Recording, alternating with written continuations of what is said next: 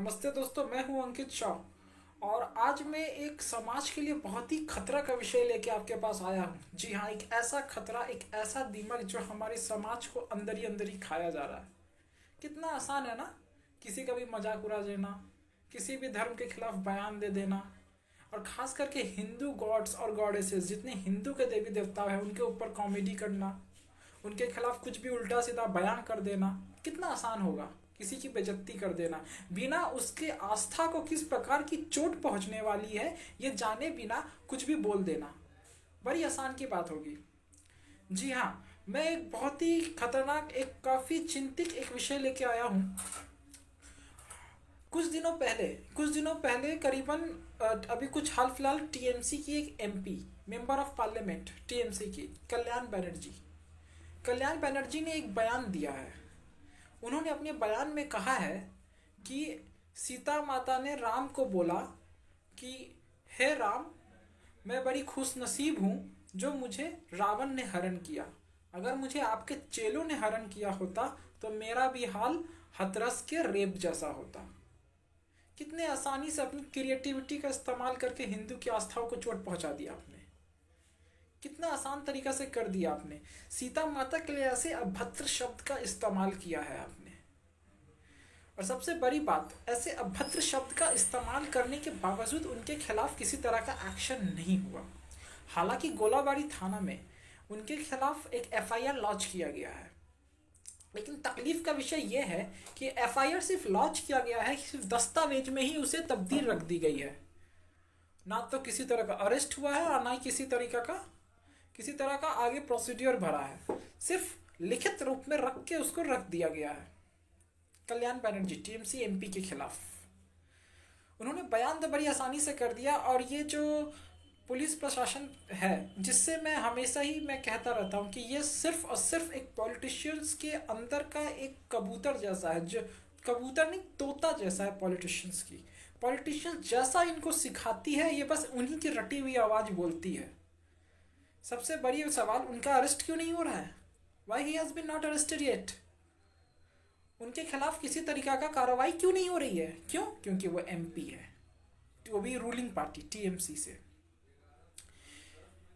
हालांकि गोलाबारी थाना में एफआईआर दर्ज हुआ, लेकिन क्या काम उस एफआईआर का जब उनका अरेस्ट ही आगे प्रोसीड नहीं किया गया हो। कुछ दिन पहले आपने देखा होगा, एक कॉमेडियन को अरेस्ट किया गया था। इंदौर में हिंदू धर्म के खिलाफ उन्होंने कॉमेडी की थी। हमारे फारूक साहब, उन्होंने हिंदू के खिलाफ कॉमेडी की थी इंदौर में, और वो अरेस्ट हो गए थे। उनको तो बड़ी आसानी से अरेस्ट कर लिया। अब मैं ये नहीं कह रहा हूँ कि करना नहीं चाहिए, बिल्कुल करने चाहिए। ऐसे आस्थाओं को चोट पहुंचाने वाले हर एक इंसान को अरेस्ट करना चाहिए। लेकिन जब उस कॉमेडियन को अरेस्ट किया गया तो फिर टीएमसी के एमपी कल्याण बनर्जी को अरेस्ट क्यों नहीं किया गया? Rule should be same for everyone, राजा हो या प्रजा, नियम सबके लिए बराबर होना चाहिए। तो जब आपने बड़ी आसानी से, सेम कंडीशन थे, सेम केस थे, सेम एलिगेशंस थे, आपने बड़ी आसानी से उस कॉमेडियन को अरेस्ट कर लिया इंदौर पे, जिन्होंने हिंदू गॉड और गॉडेसेस के ऊपर मजाक उड़ाया। ना ही कि सिर्फ अरेस्ट किया, बल्कि उसका बेल भी कोर्ट ने रिजेक्ट कर दिया। जी हाँ, उस कॉमेडियन ने अपने बेल के लिए अप्लाई किया था कोर्ट में, और कोर्ट ने उसका बेल को रिजेक्ट कर दिया, नकार दिया उसके बेल को। इतना खतरनाक जुर्म उसने किया था। किसी की आस्था को चोट पहुंचाना कोई मजाक नहीं होता, इस चीज़ को कोर्ट भी बहुत सीरियसली लेती है। यही वजह है कि उस कॉमेडियन का बेल को भी ठुकरा दिया गया। वो कॉमेडियन था, जेल चला गया। पर ये एमपी, जो टीएमसी के एमपी है कल्याण बनर्जी, ये कब जेल जाएंगे? कई कई घोटालों में नाम आ रही है अब, श्रद्धा स्कैम, रोज वैली स्कैम, और अब तो टीएमसी के नेता ये सब भी करने लगे, आस्थाओं को चोट भी पहुंचाने लगे। मेरा सवाल ये नहीं है कि उन्होंने क्या बयान दिया, क्या सोच कर बयान दिया। मेरा सवाल ये है कि जब उस कॉमेडियन को अरेस्ट कर लिया गया तो फिर आज तक कल्याण बनर्जी को अरेस्ट क्यों नहीं किया गया?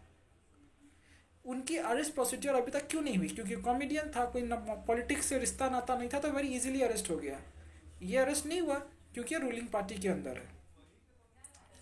तो नियम सबके लिए बराबर कहाँ है? जो बहुत हाई प्रोफाइल होते हैं वो नियम को अपने अनुसार बनाते हैं, तोड़ते हैं और चलते बनते हैं, उनको हाथ नहीं लगाया जाता। पर वही सेम गलती अगर कोई दूसरा करे जिसका कोई कनेक्शन नहीं है पॉलिटिकली, तो उसे तो उसका बेल भी नकार दिया जाता है, उसे अरेस्ट कर लिया जाता है और डिफेमेशंस तो होती ही है। तो सबसे बड़ा सवाल ये है कि ये रूल सबके लिए बराबर कब होगा? क्या सिर्फ प्रजा ही सजा भोगेगी या राजा को भी गलत करने पर सजा दिया जाएगा? कौन देगा उनको सजा और उनका अभी तक अरेस्ट क्यों नहीं हो रहा है? कुछ दिन पहले, अभी आपको याद रहा, कुछ दिन नहीं कुछ महीनों पहले ममता बनर्जी जी पे एक मीम बनाया गया था। जी हाँ, एक मीम। उस मीम को लेकर टीएमसी पार्टी ममता बनर्जी ने मीम के लेकर बनाने वाले के ऊपर, उसे शेयर करने वाले पर केस कर दिया। ना ही कि सिर्फ केस किया बल्कि उसे जेल भी भिजवा दिया। अपने ऊपर बना हुआ एक मीम ममता बनर्जी जी झेल नहीं पा रही है, केस कर रही है और जेल भी भिजवा रही है सिर्फ एक मीम के लिए। और हिंदू धर्म की आस्थाओं पर चोट पहुंचाने वाले उन सभी घातकों को वो बचा रही है। ये कैसी राजनीति है? जब खुद पर आती है तब आपको समझ में आता है कि ये डिफेमेशन है। और इतनी बड़ी आस्थाएं को जब चोट लगती है तब तो कोई आपका डिफेमेशन आपको याद नहीं आया। किए थे ना केस? केस तो ममता बनर्जी जी ने किया था। जो मीम बनाई थी उनके ऊपर केस कर दिया। और मीडिया में न्यूज़, जी न्यूज़ और बाकी सब मीडिया ने दिखाया भी कि दीदी ने केस किया एक मीम के लिए। मीम तो डोनाल्ड ट्रंप पे भी बनता है, मीम तो हमारे मोदी जी पे भी बनाती है टीएमसी के कई सारे कार्यकर्ता, टीएमसी के यूनियन के लोग। तब तो केस नहीं करते मोदी जी या डोनाल्ड ट्रंप तो केस नहीं करते। मेरा विषय वो नहीं है वो केस करते हैं कि नहीं करते। मेरा विषय ये है कि जब उन्हें अपने ऊपर बना हुआ एक मीम सहन नहीं हुआ तो हिंदू धर्म पे इतना बड़ा आघात, इतना बड़ा बयान, इतना शर्मनाक और अभद्रता शब्द का इस्तेमाल किया उनके एमपी ने, उन्होंने उनके खिलाफ कार्रवाई क्यों नहीं होने दी? जब एक कॉमेडियन को अरेस्ट किया जा सकता है और उसका बेल भी ठुकराया जा सकता है उस सेम एलिगेशंस के लिए, हिंदू धर्म के अपमान के लिए, तो वो सेम एलिगेशन, सेम क्राइम जब एक पॉलिटिशियन किया है एमपी कल्याण बनर्जी, तो उसका अरेस्ट क्यों नहीं हो रहा है? क्या रूल यहाँ बंगाल में, क्या रूल सिर्फ और सिर्फ गरीबों के लिए होता है? बंगाल में नहीं, ये हमारा इंडियन कॉन्स्टिट्यूशन पे सवाल उठता है ये एक बहुत बड़ा, कि रूल क्या सिर्फ सिर्फ और सिर्फ गरीबों के लिए होता है? उन्होंने गलती की, उसे क्यों बचा रही है ममता बनर्जी? उनको तो अपने ऊपर बना एक मीम बर्दाश्त ना हुआ, तो हिंदुओं को और उनके धर्म के ऊपर बना मीम कैसे बर्दाश्त हो सकता? मीम नहीं है तो एक बयान है, और वो भी ये कोई और नहीं बल्कि खुद टीएमसी के कार्यकर्ता एमपी, इलेक्टेड एमपी दे रहे हैं। सोच सकते कैसी मानसिकता है इन लोगों की। और इसके अलावा भी मैं एक बहुत बात कह देना चाहता हूँ कि केवल यही नहीं,